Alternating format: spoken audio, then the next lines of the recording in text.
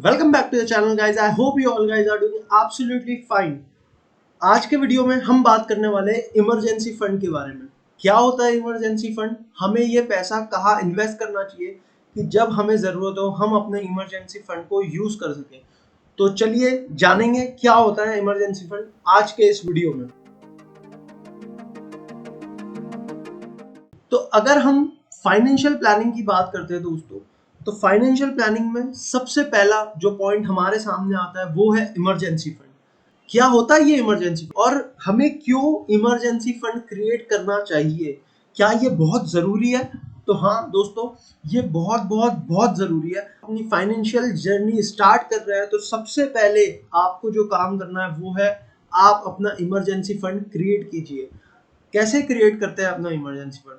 दोस्तों, emergency fund आपकी top priority होना चाहिए। जैसे कि हमारे दूसरे सारे खर्चे होते हैं कि हमें कब गाड़ी खरीदना है, कब फोन खरीदना है, कब घर खरीदना है, कब शादी करना है, कब बच्चों का एजुकेशन करना है।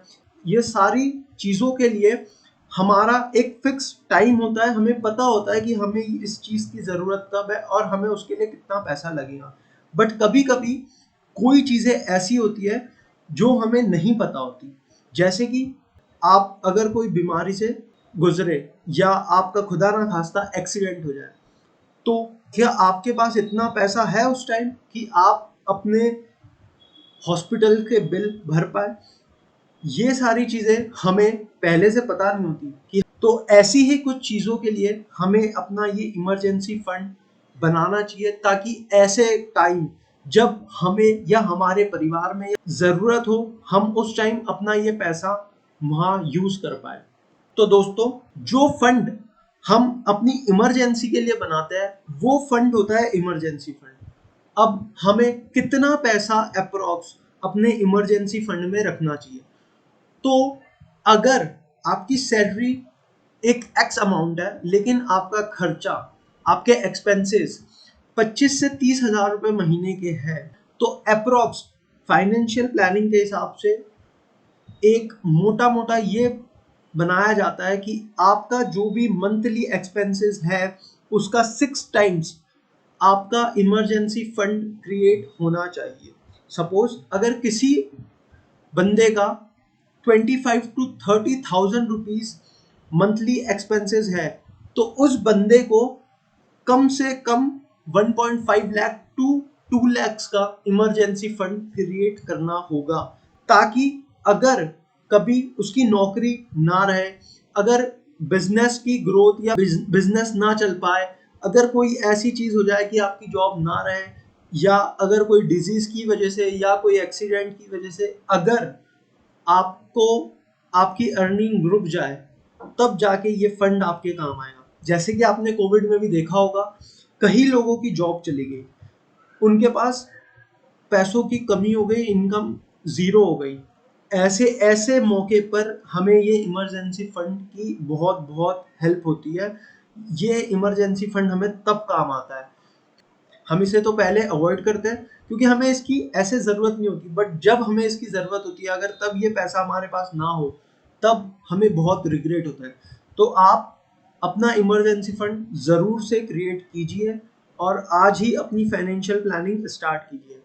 अब हम बात करते हैं कि अगर हमें अपना इमरजेंसी फंड क्रिएट करना है तो हम उसे कैसे क्रिएट करें और वो पैसा हम कहाँ इन्वेस्ट करें, कहाँ उस पैसे को पार्क करें, ताकि जब हमें उस पैसे की ज़रूरत हो तब हम वो पैसा यूज़ कर पाए। तो दोस्तों, इमरजेंसी फंड अगर हम क्रिएट कर रहे हैं तो हमें सबसे पहले बात ये ध्यान रखनी है कि हमारा पैसा हमें जितना जल्दी लिक्विडेट हो जाए वो हमें वहाँ अपने पैसे को पार्क करना है। सबसे सही जगह इमरजेंसी फंड को रखने के लिए होती है आपका बैंक सेविंग अकाउंट। या तो आप कैश रख सकते हैं, पर ऑब्वियस सी बात है 1-2 लाख रुपए आप घर में कैश रख के कोई सेंस नहीं बनता। बेटर ये है कि आप उसे अपने सेविंग अकाउंट में रखिए, क्योंकि सेविंग अकाउंट एक ऐसा अकाउंट है जहां से आप तुरंत जब चाहे तब अपने पैसे को लिक्विडेट कर सकते हैं। और दूसरा, बेनिफिट तो नहीं कह सकते, बट हाँ आपको उस पर 3, 2.5, 3% का एक इंटरेस्ट भी मिल जाता है, जो कि बहुत तो नहीं है बट ठीक है, कुछ ना कुछ तो है। जो कि आप कैश रख रहे थे उससे तो बेटर ही है।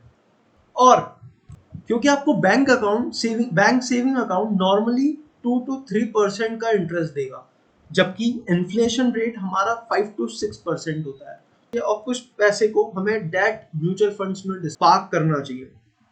क्या होते हैं debt mutual funds? Mutual funds क्या होते हैं, इसके बारे में हम आने वाले वीडियोस में बात करेंगे।